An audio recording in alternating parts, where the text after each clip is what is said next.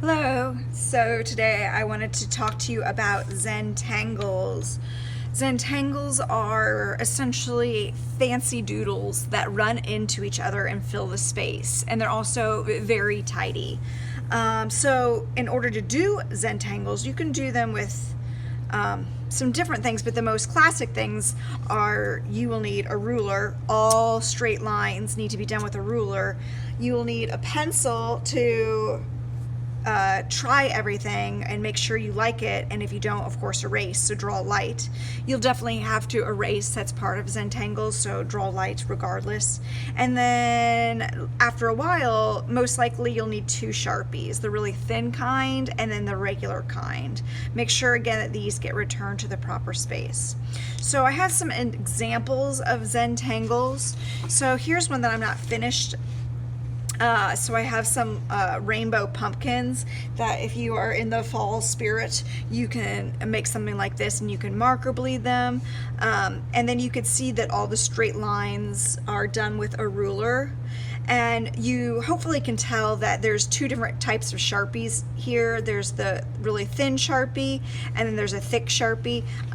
I guess this isn't very well executed, but you can see the thin Sharpie, then thick Sharpie, then thin Sharpie, then thick Sharpie. So that variety creates lots of visual interest. If you just do everything with the same Sharpie, it is automatically not going to be as interesting.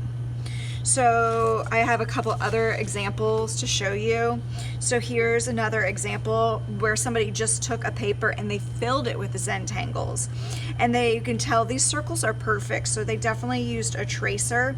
And it's another good example about how you can tell the thick Sharpie, or I mean the regular Sharpie from the thin Sharpie. All of a sudden this becomes really interesting because they chose to rotate. There are some places that are very dense, meaning lots of patterns very close together, like over here it's very dense. And then it's contrasted with some places very light, like around this squiggly line there's nothing in it, it's just very simple. So for good paper, for good Zentangles, you want to have a combination again of things that are very dense and then things that are very airy. Like here's an airy bit, and then where it's really dark it gets more dense. So you really have to turn your doodle brain on, and doodling is actually a really good exercise for your brain. It helps you in all of your brain capacity. Couple other examples are somebody drew a stereo and started filling in the back with different Zentangles. Again, they traced with circles. This person never got to finishing it. If you're wanting to leave some space, you can trace your hands and you can fill them with Zentangles, again, if that's what you're interested in. And if you're thinking, I am having difficulty getting inspired, look around the room because there's some artworks up that do have Zentangles on them. And then also in the drawing lab, I have some books. They're not meant to be cut up or anything, but you could look at them and they have tons of different ideas. So I'm not going to really do much here, but first thing you would want to do is think about what you would like to, how you would like to start. You could start anywhere.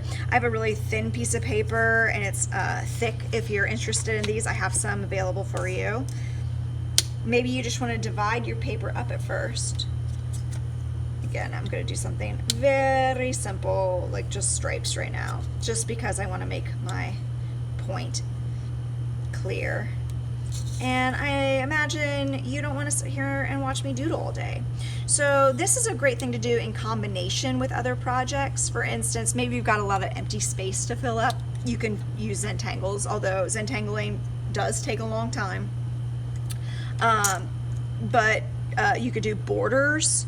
So especially if you have a small picture and you glue it onto a different picture, then you'll be able to Zentangle the background.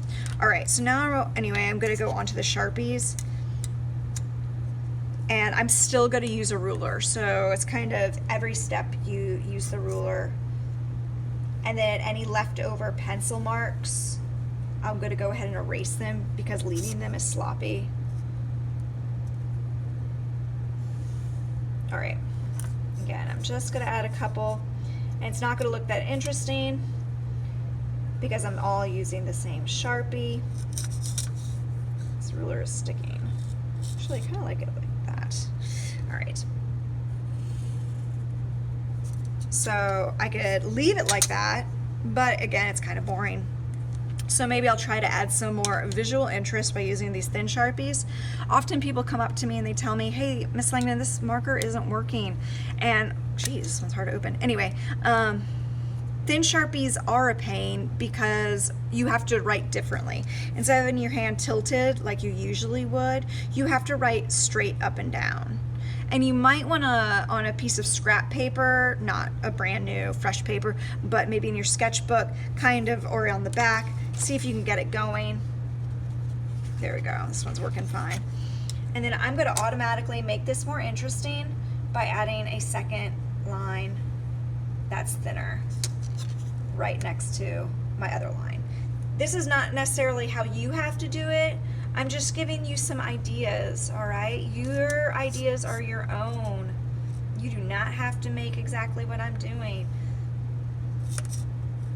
You could turn it into a checkerboard.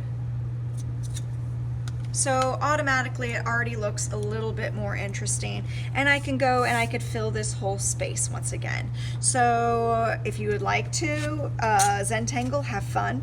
If you're doing this on the year of the COVID, these books will have to go into the decontamination zone afterwards, so they can sit for 3 days before I can put them back out. Anyway, happy tangling.